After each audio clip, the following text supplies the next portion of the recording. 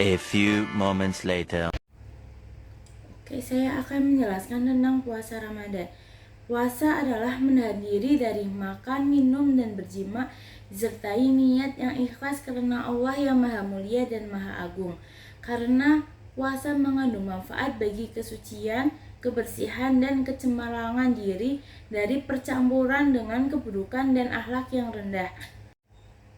Dasar hukum puasa Ramadan adalah Surat Al-Baqarah ayat 183. Allah Subhanahu wa taala berfirman, "Ya ayyuhalladzina amanu kutiba alaikumus syiyamu kama kutiba alal ladzina min qablikum la'allakum tattaqun." Yang artinya, wahai orang yang beriman, diwajibkan atas kamu berpuasa sebagaimana diwajibkan atas orang-orang sebelum kamu agar kamu bertakwa.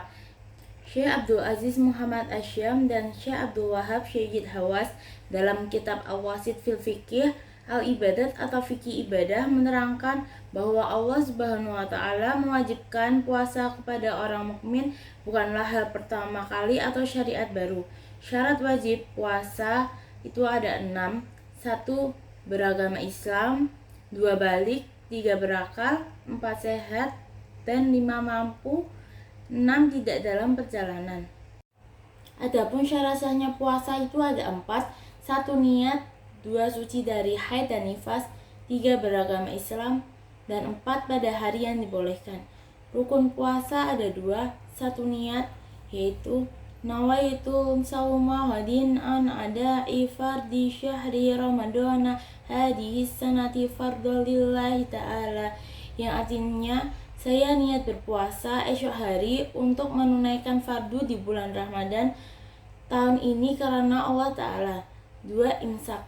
Rukun puasa yang kedua ada imsak, yaitu menahan diri dari hal yang membatalkan puasa. Batasan puasa dimulai dari terbit fajar hingga terbenamnya matahari. Tata cara puasa Ramadan ada 5.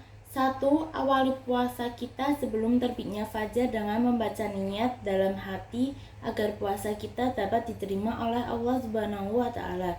Yang kedua, melaksanakan makan sahur dari hadis HR Bukhari Muslim dan Ana bin Malik RA yang mengatakan bahwa telah bersabda Rasulullah SAW, "Sahurlah kalian, maka sesungguhnya dalam sahur itu ada berkahnya." Yang ketiga, mengetahui waktu imsak. Dengan mengetahui waktu imsak, kita harus menghentikan segala kegiatan yang dapat membatalkan puasa. Yang keempat, bersegeralah untuk berbuka puasa jika sudah waktunya. Dari hadis Abu Hurairah RA berkata, telah bersabda Rasulullah SAW berfirman, "Allah yang Maha Mulia dan Maha Agung, hamba-hambaku yang lebih aku cintai ialah mereka yang paling segera berbuka." HR Tirmizi dari Abu Hurairah. Yang kelima, memperbanyak membaca Al-Quran dan sedekah dan membayar zakat. Nah, materi yang kedua adalah zakat, sedekah, dan hadiah.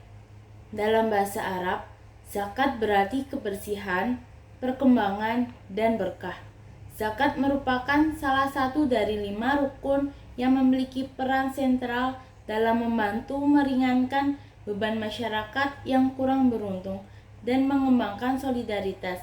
Di antara anggota masyarakat, kata sedekah asal kata bahasa Arab sodakoh jamak dari sikon yang berarti kejujuran, berkata benar.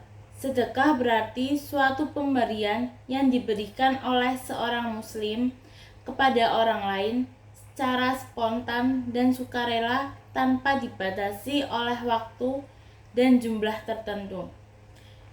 Juga berarti suatu pemberian yang diberikan oleh seseorang sebagai kebajikan yang mengharap ridha Allah Subhanahu wa taala dan pahala semata yang bermakna menunjuk jalan.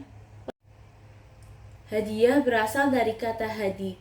Dia tampil di depan, kedua penyampaian dengan lemah lembut. Dari sini yang merupakan penyampaian sesuatu dengan hadiah. Lahir kata hidayah, lemah lembut, guna menunjukkan simpati. Selanjutnya macam-macam zakat. Yang pertama zakat mal. Zakat mal adalah zakat yang dikenakan atas segala jenis harta yang secara zat maupun substansi perolehannya tidak bertentangan dengan ketentuan agama. Sebagai contoh, zakat mal terdiri atas uang, emas, surat berharga, penghasilan, profesi, dan lain-lainnya.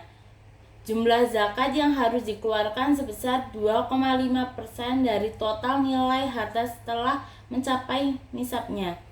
Yang kedua, zakat fitrah.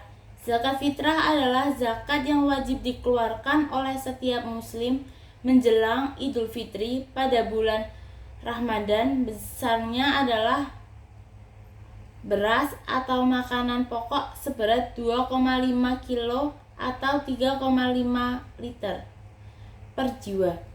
Yang ketiga, zakat penghasilan. Zakat ini dikenakan pada penghasilan atau pendapatan yang diperoleh dari usaha, bisnis, atau profesi.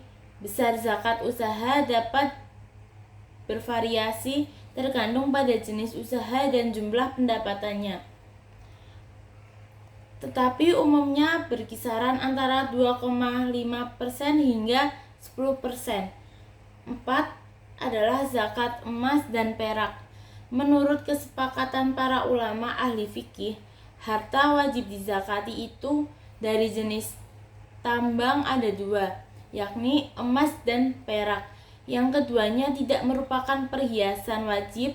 Hukumnya menzakati emas dan perak yang telah mencapai 1 nisab. Yang kelima, zakat pertanian. Zakat tanam-tanaman adalah wajib berdasarkan Al-Quran, As-Sunnah, dan Jima'.